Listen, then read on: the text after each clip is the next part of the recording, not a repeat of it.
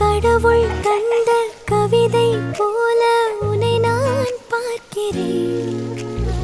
இதற்கும் மேலே என்ன வேண்டும் என நான் கேட்கிறேன்.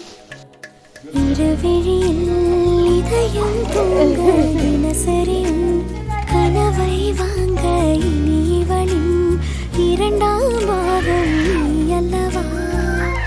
பேசும் மழையே நனைய வரவா, பூவின் இதழாலே உனைய வரவா,